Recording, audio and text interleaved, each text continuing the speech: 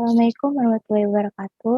Kami dari kelompok 5 akan mempresentasikan materi tentang kalimat efektif. Sebelumnya perkenalkan, saya Alia Nuraini Ramayanti.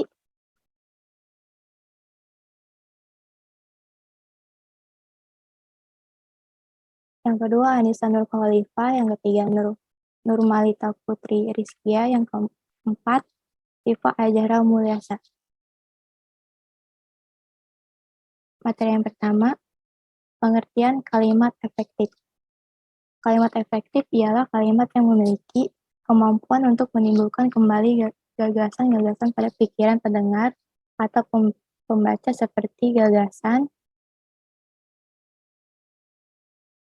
yang ada pada pikiran pembicara atau penulis. Kalimat dikatakan efektif apabila berhasil menyampaikan pesan, gagasan, perasaan, maupun pemberitahuan sesuai maksud si pembicara atau penulis. Kalimat efektif terdiri atas kalimat-kalimat yang mempunyai unsur SPOK atau kalimat yang mempunyai ide atau gagasan pembicara atau penulis. Yang kedua, ciri-ciri kalimat efektif. 1. Memiliki unsur penting atau pokok minimal unsur SP. Yang kedua, taat terhadap tata aturan ejaan yang berlaku. Yang ketiga, menggunakan diksi yang tepat. Yang keempat, menggunakan kesepadanan antara struktur bahasa dan jalan pikiran yang logis dan sistematis. Yang kelima, menggunakan kesejajaran bentuk bahasa yang dipakai. Yang keenam, melakukan penekanan ide pokok. Yang ketujuh, mengacu pada kehematan penggunaan kata. Dan yang kedelapan, menggunakan variasi struktur kalimat. Yang ketiga, penggunaan kalimat efektif. Kalimat efektif digunakan pada tulisan ilmiah seperti makalah, skripsi, tesis, disertasi, laporan penelitian, dan sebagainya. Kalimat efektif berbeda dengan kalimat yang dipakai oleh sastrawan atau wartawan. Syarat-syarat kalimat efektif. 1. Kelogisan. Yang pertama, subjek dan keterangan harus jelas. Yang kedua, pengantar kalimat atau predikat harus jelas. Yang ketiga, kalimat pasif dan aktif harus jelas. Yang keempat, induk kalimat dan anak kalimat harus jelas. Yang kelima, subjek tidak ganda. Yang keenam, predikat tidak didahului kata yang. Yang kedua, kepararelan. Predikat kalimat majemuk setara rapatan harus paralel. Artinya, kata kerja harus kata kerja semuanya. Jika kata benda, harus kata benda semuanya. Contohnya, harga minyak disesuaikan atau kenaikan itu secara wajar. Harga minyak disesuaikan atau dinaikkan secara wajar. Yang ketiga, gagasan. Unsur-unsur yang ditonjolkan diletakkan di awal kalimat. Contoh, dijelaskan agar kita selalu hidup disiplin. Membuat urutan yang logis. Misalnya, 1, 2, dan 3. Kecil, sedang, dan besar. Anak-anak, remaja, dan orang tua, dan sebagainya berikut. Contoh, penggembarnya tidak hanya anak-anak, tetapi juga remaja, orang tua, bahkan kakek-kakek. Yang keempat, kehematan. Kehematan adalah menggunakan kata-kata secara hemat, tetapi tidak mengurangi makna atau mengubah informasi. Yang pertama, menghilangkan pengulangan subjek yang sama pada anak kalimat. Yang kedua, menghindarkan pemakaian subordinat pada hiponimi kata.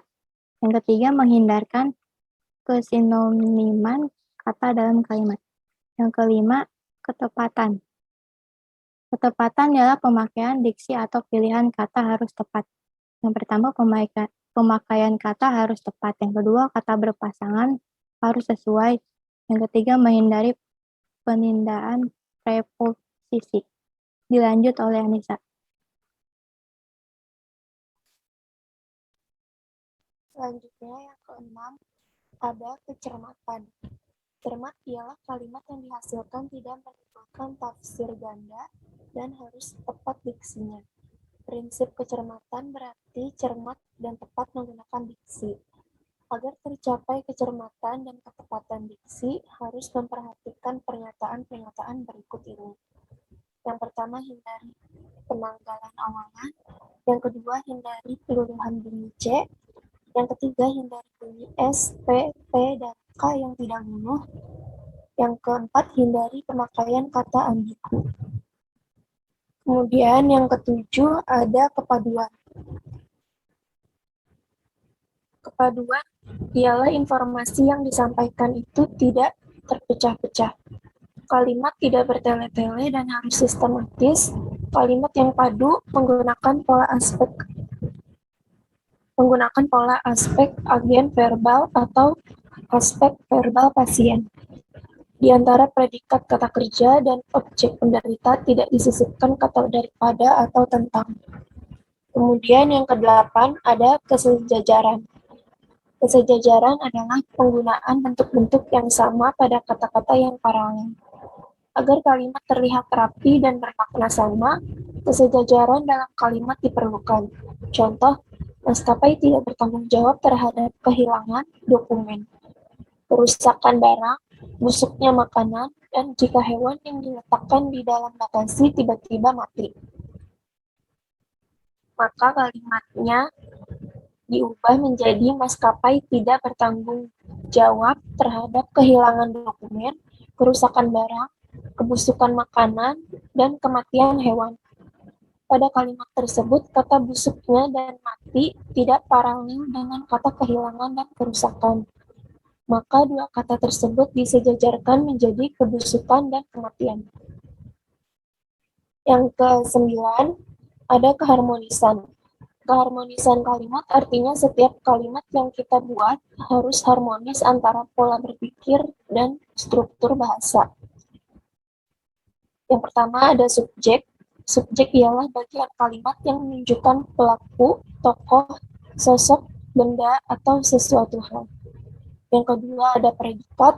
Predikat adalah bagian kalimat yang memberitahu melakukan apa atau dalam keadaan bagaimana subjek. Predikat dapat juga berupa sifat, situasi, ciri, atau jati diri subjek. Yang ketiga ada objek dan pelengkap. Objek dan pelengkap adalah bagian kalimat yang melengkapi predikat. Yang keempat ada keterangan. Keterangan ialah bagian kalimat yang menerangkan berbagai hal mengenai bagian yang lainnya. Kemudian ada penerapan kalimat efektif. Kalimat efektif dan penerapan EYD. EYD merupakan kaidah yang berisi aturan tata tulis bahasa Indonesia yang harus diikuti dalam penulisan kecuali ada pertimbangan khusus seperti masalah hukum, nama diri atau pribadi, keilmuan misalnya Soekarno dan Universitas Pajajaran.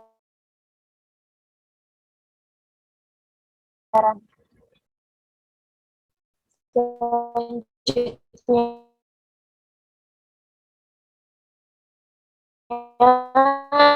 ada kalimat efektif dan pilihan. Kalimat efektif dan pilihan kata atau diksi. Diksi adalah pemilihan dan penempatan kata ketika seseorang sedang berbahasa. Kata-kata yang digunakan dalam tulisan dipilih untuk menyampaikan informasi. Kata bersinonim ialah kata yang bentuknya berbeda namun maknanya serupa. Dalam membangun kalimat efektif harus digunakan kata yang tepat.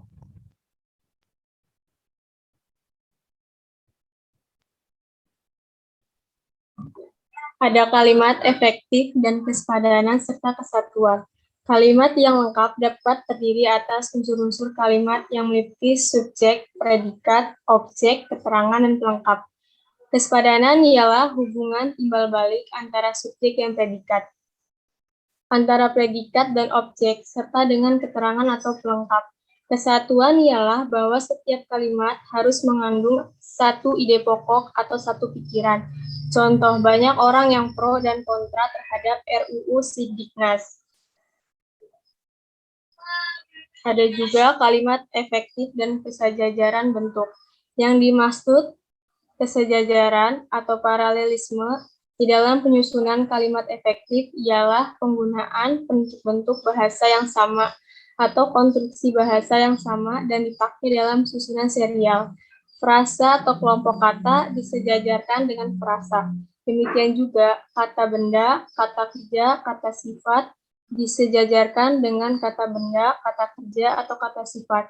Contoh, penghapusan pangkalan asing dan penarikan kembali tentara imperialis dan dari bumi Asia Afrika akan mempercepat perwujudan cita-cita segenap bangsa Asia Afrika yang hendak menciptakan masyarakat yang aman, damai, dan makmur.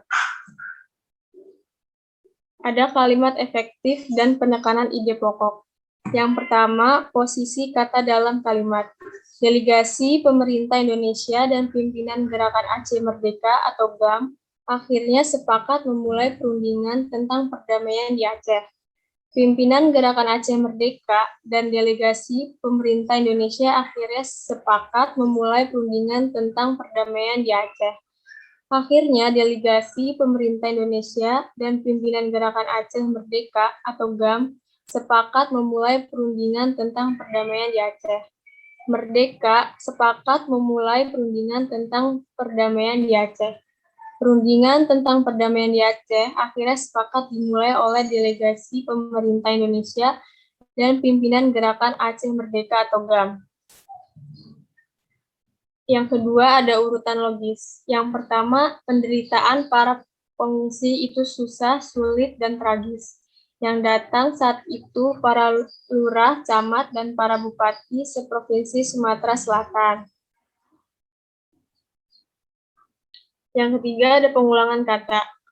Pembangunan dapat dilihat sebagai proses yang rumit dan mempunyai banyak dimensi.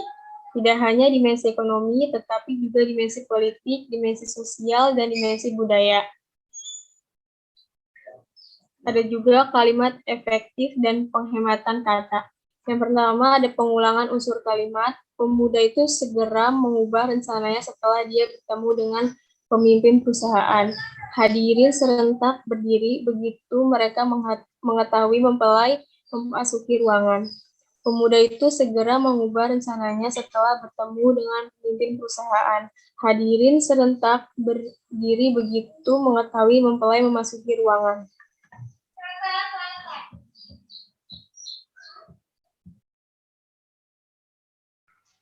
Kedua, penggunaan hiponimi.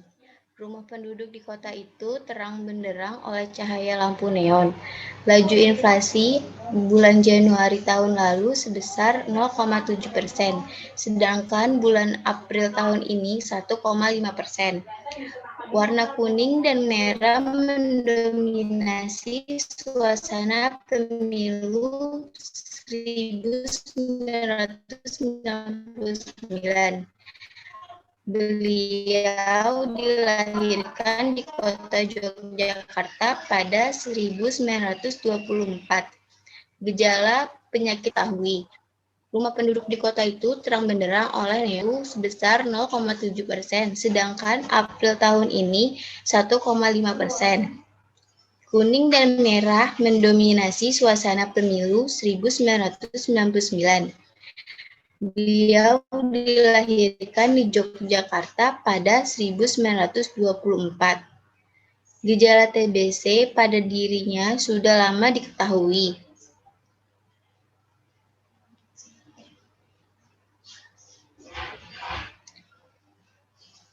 Kalimat efektif dan variasi struktur.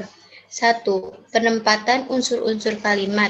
Kesulitan bernafas dapat diatasi dengan cara pasien terus-menerus diawasi secara ketat di ruang perawatan. Hasrat lain yang mendorong orang mencari uang adalah ingin dipuji. Dari kapal yang besar itu kami turun perlahan.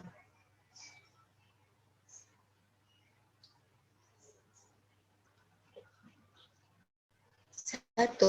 Variasi panjang pendek kalimat. Kalimat yang pendek belum tentu mencerminkan kalimat yang baik atau efektif. Kalimat yang panjang pun belum tentu selalu rumit dan tidak efektif. Kalimat yang panjang pun karena yang akan diungkapkan cukup banyak dan perlu rinci dapat dapat lebih efektif. Jika dalam suatu tulisan, keduanya dapat dipadukan untuk menghindari kejenuhan pembaca. 2. Pemilihan jenis kalimat. 1. Variasi kalimat dapat dilakukan juga dengan memanfaatkan 3 macam jenis kalimat ditinjau, kalimat berita, tanya, dan kalimat perintah. Ketiga, dengan variasi kalimat berita, kalimat tanya, dan kalimat perintah akan menyegarkan tulisan. Ketiga, pemilihan bentuk aktif dan pasif. 1. Kalimat aktif apabila subjeknya melakukan suatu perbuatan. 2. Umumnya predikat kalimat aktif berupa kata kerja yang berawalan me, ber, dan ada pula yang tidak menggunakan awalan atau aus. 3. Kalimat pasif apabila subjek kalimat tersebut tidak berperan sebagai pelaku, tetapi sebagai sasaran perbuatan yang dinyatakan oleh predikat. 4. Karya ilmiah umumnya cenderung menggunakan kalimat pasif daripada pelakunya. 5. Kalimat pasif dapat berciri predikatnya menggunakan imbuhan di dan imbuhan ter.